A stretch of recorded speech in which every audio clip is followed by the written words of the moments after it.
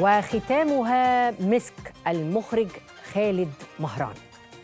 شوفوا بقى، الذكاء الاصطناعي هيلغي شغل ناس كتيرة بما فيهم من المذيعات. يعني بقى في مذيعة دلوقتي في قطر بتطلع ذكاء اصطناعي، مش محتاجيننا، وهتلغي ولكن أنا خايفة جدا إنه هذا الإلغاء وإن كان تحية للحداثة لكنه يقتل الإبداع الإنساني. معايا بقى أستاذ خالد مهران، المخرج الكبير اللي بيعمل تجربة رائدة وإنتاج مشترك مع 3 دول لإنتاج أول فيلم بالذكاء الاصطناعي، مستعيدا عن الممثلين وعن كل حاجة، ولا في دمج؟ يعني إيه اللي أنت هتحتفظ بيه وإيه اللي هتستغني عنه؟ بصي، في البداية هي فكرة المشروع هي تطوير لصناعة السينما. تطوير ولا تدمير؟ لا، تطوير.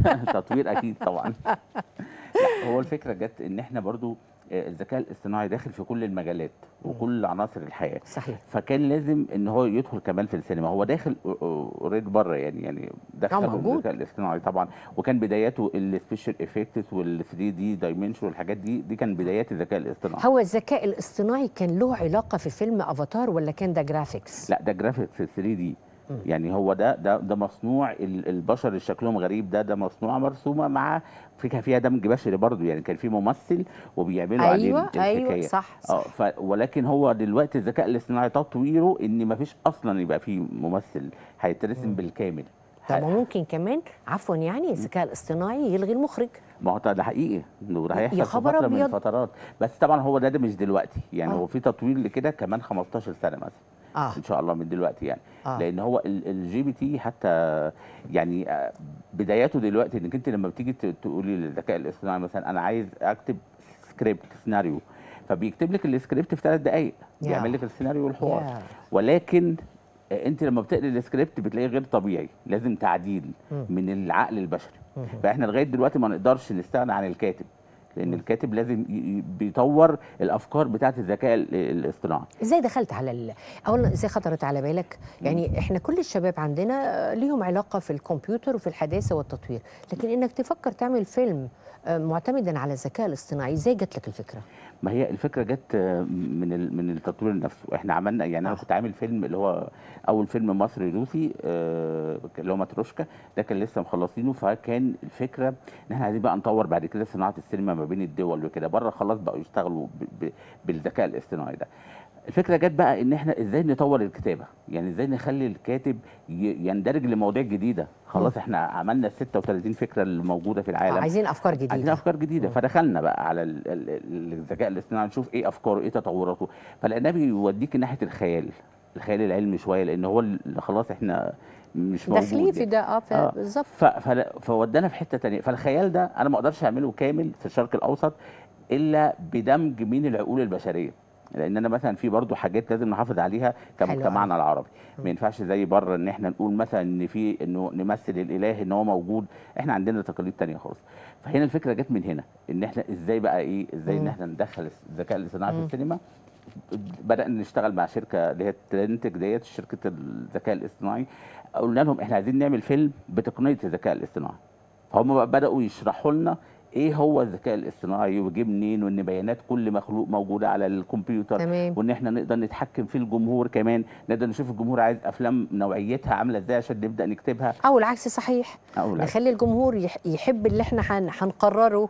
ما عادش عارفين مين اللي بيجيب مين. طب هو الذكاء الاصطناعي يعني انا على الكمبيوتر عندي انزل ابلكيشن، يعني هو مجرد تطبيق احطه وبعد كده اخش اقول له هات لي سيناريو من اجواء نجيب محفوظ، يديني سيناريو من اجواءه. يعني هو مش تطبيق، لا هو مش تطبيق. هي برامج، عباره عن برامج. هم بيشتغلوا عليها كمان مهندسين تقنيين، مش اي حد بيشتغل عليها.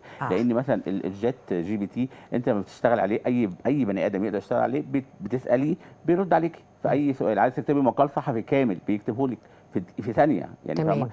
لكن في بقى في برامج اللي هو مثلا انا عايز اجيب ممثل يمثل لي مشهد اكشن. فالمشهد الاكشن عايزه يبقى طبيعي، فبسال الذكاء الاصطناعي هنا يديني الحركه بتاعت الممثل تبقى في كام ثانيه، وينط ازاي ويعمل ازاي عشان تبقى طبيعيه للعقل البشري اللي يستوعبها. فدي برامج بقى تانية خالص احنا صحيح. بنشتغل عليها. قلت لي حاجه واحنا بنتكلم، انتم محضرين اي مواد للاستاذ خالد مهران؟ عاملين ايه بالظبط؟ جايبين ايه؟ جايبين استاذ عزت بيقول في ماده حضرتك جايبها نتفرج عليها، لانه دي الاهميه بانه نتفرج. تمام. جايب ايه معاك؟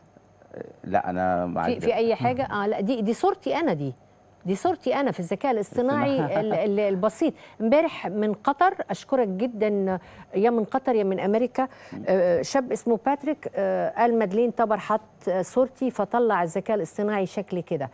السؤال، انت قلت لي حاجه انا كنت بقول مع حضرتك قبل ما ننزل على الاستوديو، انه لو انت هتاخدني مثلا في دور، بتروح قايل له مثلا هي بتعرف تعمل ايه، تنفع تعمل تنفع تساله وهو بيقول لك؟ انا بكتب له، او المهندس التقني اللي معايا بقول له انا معايا مادلين طبر، فبيكتب مادلين طبر، هو اوتوماتيك بيخش على الداتا المسجله عندك، بيعرف انت عملت ايه في حياتك كلها في اقل من ثانيه، فيقول لك دي تنفع لكذا، دي بتنفع في دور كذا ونعمل كذا. طب انا بقى كمان التطوير ان انا عايز اقول له مثلا ده انا عايزها تطلع تلميذه، فيديني شكلك لما تبقي تلميذه عامله ازاي، ويقول لي تخليها تتكلم باسلوب ايه وتون صوتها وتلبس ايه وتعمل ايه وتعمل شعرها كل حاجه، ويقول لك ما ينفعش تعمل ده او تعمل ده. يقول لي هيبقى مثلا بنسبه 70% 80%، بيديني النسب. الله الله. اللبس، الملابس، الستايلست، الحاجات دي يقول لي تلبس كذا، طب انا عايز اشتري ده، يديني الاماكن اللي بتبيع ده بالالوان دي تبع. بص مثلا كريستوفر اسمه، افتكرت مش باتريك. شكرا يا كريستوفر على الصور الذكاء الاصطناعي، بطلعني هنا. انا عملت شخصيه مهمه جدا في مسلسل اسمه الشهوه السلطان لغه عربيه فصحى، فكنت عامله دور يعني ملكه، بس ملكه خطيره يعني مجرمه، وبعدين بتنتحر في بحيرة مرمرة. في لحظة الانتحار بتبقى عاملة مكياجها وشعرها في الشكل اللي احنا شفناه ده. فهو واخد الصورة. أشكره جدا لكريستوفر. وهنا افتكرت حضرتك لما قلت لي انه في فرق بين الجرافيك وبين، لانه انا وقفوني على حاجه كده بوديوم عالي وفي تحتها مرتبه على اساس اني برمي نفسي، وبعد كده بيحطوا بحر مرمره في تركيا يعني. هنا ده جرافيك ده. ده جرافيك ده. انما لو جينا نستعين بالذكاء الاصطناعي فهو هيرسم لك تخراج تاني للكلام. او حضرتك ممكن بالذكاء الاصطناعي دلوقتي حضرتك انا مكانك هنا اعمل الجو اللي حواليكي يبقى جبال ومطر وحاجات بدون ما استعين بكروما.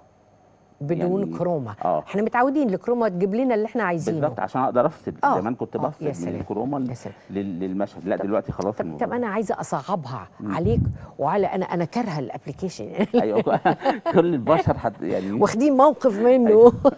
لكن فرحانه بحضرتك بانك دخلت في مجال مشرفنا كده عالميا. ما حدش فكر في عندنا في الشرق الاوسط يعمل ده. لو انا مثلا اقول لك اعيط، طب الذكاء الاصطناعي هيعرف يجيب حد يعيط في لحظه، ينفعل او يرغرغ عينه او هيعرف ده؟ ما هو بيستعين بالابلكيشن اللي قبله الجرافيك او السبيشال افكت، هيعرف يعمل كل حاجه طبعا. ما هو بقى دخل على كل الداتا، ما انا بقول لك هي بقت داتا. ما عندناش فرصه يعني. لا عندنا فرصه بقى في ايه؟ في إيه؟ مين اللي يقدر يكمل معانا في الحكايه؟ صاحب العقل المتطور، لان الذكاء البشري بياخد من عقل الذكاء الاصطناعي بياخد من عقل البشري، هو ما بيشتغلش لوحده. يعني انا بقول له انا عايز اعمل كذا فهو بيديني كذا، فبقول له طب لو انا كذا فكذا، فهو لازم يبقى في تفاعل من العقل البشري. فلازم انا اكون كمخرج متطور في الافكار، متطور في اللي انا عايزه عشان هو يساعدني. ممتاز. ايه قصه او على الاقل ريزيومي صغيره عن الفيلم اللي حضرتك هتعمله قريب جدا، انتاج مصري سعودي اماراتي؟ ايه اولا اسمه ايه الفيلم؟ هو الفيلم لغايه دلوقتي لسه ما حددنالوش اسم محدد، لان احنا في بدايه ورشه الكتابه. احنا بالمناسبه كمان احنا يعني اما اتكتب الفيلم على الذكاء الاصطناعي احنا هنستعين بناس شباب، هنعمل ورش تدريبيه ليهم ان احنا كمان نعلمهم ازاي يتعلموا من الذكاء الاصطناعي وهم اللي يطوروه، بحيث ان هم اللي يبقوا كاتبين، ما يبقاش الذكاء الاصطناعي. ممكن اكون واحده من التلامذه معاهم اذا طبعا سمحت؟ حضرتك تنورينا طبعا. انا بروح بعمل كورسات في كل حاجه، اوعك تفتكر انه لاني كبيره في السن يعني. لا ازاي يعني جميله طبعا. ولا الهوا ارجع تاني اتعلم. لا طبعا شيء بديع أنا بهنيك، فرحانة جدا، فخورة بتجربتك. خالد مهران اسم لازم يتحفظ، مخرج كبير مصري داخل في مجال جديد إن شاء الله يعني يلقى الإقبال في ممثلين وممثلات حاليا. المرحلة الأولى مش مستغني عن الممثلين. مش مستغني عنهم، لا ده كمان أنا بطور لهم كمان شغلهم. يعني أنا أقدر كمان أتحكم في إحساس الممثل، إن أنا بلبسه ساعة الله، بقدر أقول له نرفز أرجوك مفيش دور. لا عايزه أكيد دور. لا أكيد إن شاء الله. ايه ده تحط تركب ساعه وتقول لي بعد سنتين كان ركور احساسك كده روحي عيديه اعرف اعيده. لا يا سلام. فين هو بدل ما افرجك على المونيتور افرجك الساعه تديكي الساعه الصوره تديني اللي كنت حضرتك فيها قبلها. ما شاء الله.